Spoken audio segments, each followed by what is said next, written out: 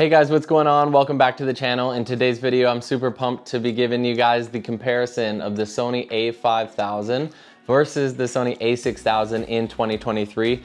Both these cameras are 10 years old, but they're still relevant today. So that's what we're gonna be talking about in today's video. So just a quick heads up, in today's video, we're gonna be talking about the current used prices. I picked this up on Marketplace. This is the a5000 for $200 US, and filming on this camera here is the Sony a6000, which I picked up for $400 US, and both of these came with kit lenses. The structure of today's video is simply we're gonna be talking about the similarities of these two cameras, and then we're gonna be talking about why you would wanna pick up the a5000 over the 6000, and then we're gonna be talking about why the a6000 is better. Then I'm gonna be giving tests and recommendations for these two cameras, so let's dive in. I've done individual videos for both of these cameras, the a5000 and 6000, and I'll just leave it in a card above. So first let's talk about what's the same between the a5000 and a6000, and then we can make a decision on which one you should pick up.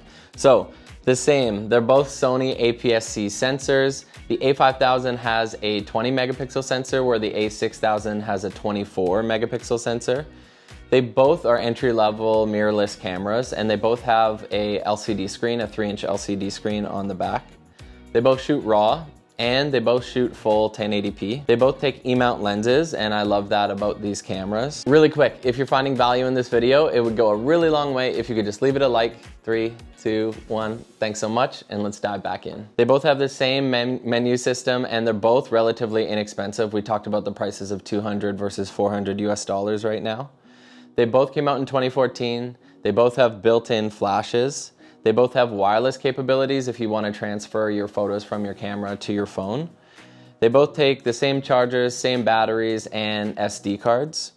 And that's pretty much it for similarities. Now it's time to make a case for the a5000, why you should pick it up over the 6000. The obvious reason here is price. So it's gonna be half the price in 2023 on the used market. So yeah, that comes with the kit lens for $200 for this guy.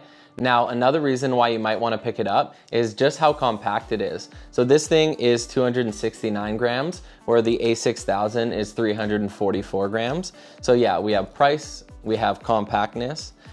This one actually has a flippy screen, so the a5000 allows you to see yourself. So if that's something that's important to you, this might be a way to go. And the last thing I can talk about is that you're actually gonna get more images out of this. So it says 420 shots instead of 360 photos. So the battery life is a little bit better on the a5000, but just bear in mind, you're gonna be buying these things used anyways. And with that, the batteries are gonna be used as well. So that's not really indicative on what they were rated as in 2014 when they came out new. All right, so what are the advantages of the a6000 that we're filming with here on the left? So first and foremost, I think this is really important, is the viewfinder. So having that viewfinder if you're a photographer is super important, and to me alone would be worth the little bit of an upgrade. It shoots at higher ISO ranges. It's not gonna be much better in low light though, so don't worry about that too much. If you're shooting action or wildlife, anything like that, you get 11 frames per second in the a6000, but you only get 4 frames per second on the a5000. So another case for the a6000 to pick that one up. It has a hot shoe mount, which is kind of cool. Just a reminder that both these cameras, the a5000 or 6000, don't have microphone inputs or headphone jacks. So for the a6000, what I have is just a Sony proprietary microphone that you can just put in the hot shoe mount. You get a higher megapixel count, 24/20 on the a6000. This isn't super noticeable, but if you are cropping in a lot in your images, you might want to go with the a6000. Another thing is that you get a lot more focus points with the Sony a6000, so 179 autofocus points compared to only 25 on the a5000. And then we talked about both these cameras having 3-inch LCD screens, which is great, but you're actually gonna get double the resolution on the a6000, so just a lot more detail there. So another reason to pick up the a6000. Couple last things is I really enjoy the ergonomics on the Sony a6000. It's a slight bit bigger, but it gives you a better grip, and then you have extra dials on the back. So if you're shooting fully manual, which you should be on these cameras anyways, it just gives you a whole lot more flexibility. It makes the camera a whole lot easier to use. And then last thing I'll say is, yes, they both shoot 1080p, full 1080p, but you only get 24 megabits per second on the Sony a5000, where the Sony a6000 will give you 50 megabits per second. And I actually noticed this in the video quality when I was doing my testing, that it's worth an upgrade. All right, so what are my recommendations? What should you be picking up, the a5000 or a6000 in 2023? Well, I'm gonna make this pretty simple for you.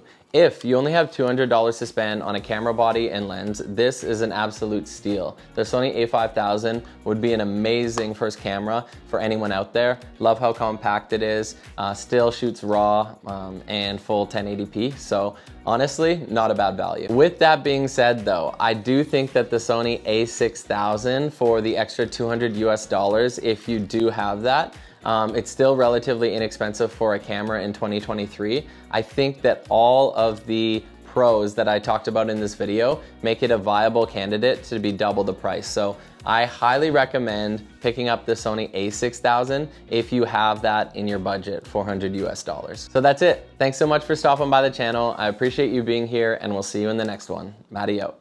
Peace.